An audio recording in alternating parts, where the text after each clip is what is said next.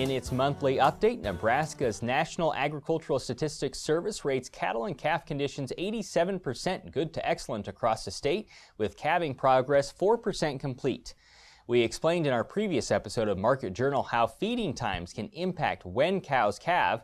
Earlier this week, Nebraska Extension's Berger joined us from the U.S. Meat Animal Research Center near Clay Center, Nebraska, to talk about other preparations farmers and ranchers can be making as the peak calving season approaches. So as I think we think about getting ready for the calving season, I think going through and just making sure your facilities are in good working order.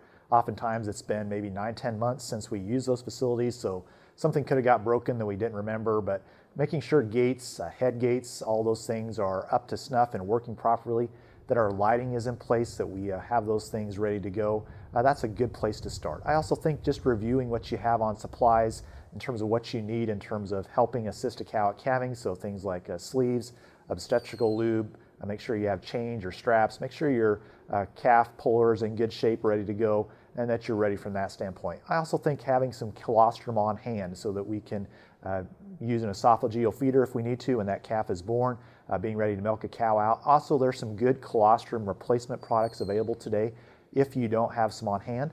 Sourcing colostrum outside of the operation is an option, but I think care or caution should be used. There is the opportunity to bring in disease with that kind of scenario.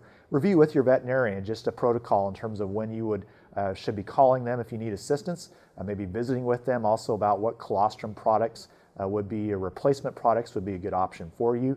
Reviewing your herd health plan in terms of if you had some challenges last year in terms of health, what's some management strategies that you might use this year to mitigate that ahead of time, when should vaccinations occur, what products should you be using, just to make sure you have thought those through. Also reviewing just your own skills in terms of if you need to assist a cow, what are some things you're going to do? There's some good videos as well as neb guides out there in terms of assisting a cow, thinking about the stages of parturition, when is assistance warranted, and thinking through how you might adjust and be ready for that. So those are some things there to think about. Tell me more, Aaron, on how to think about when to assist the cow.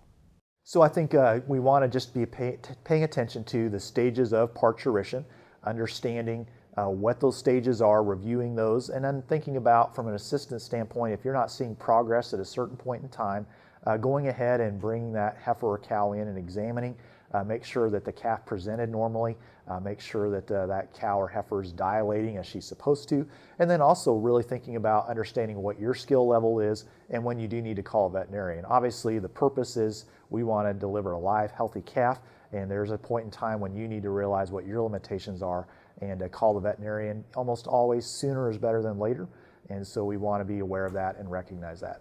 If we get a cold stretch, what do producers need to be aware of about calving in those kinds of conditions? So we think about cold. Obviously cold is stressful to a calf initially right after it's been born. And so having facilities in place where we can get that calf in, get it warmed up.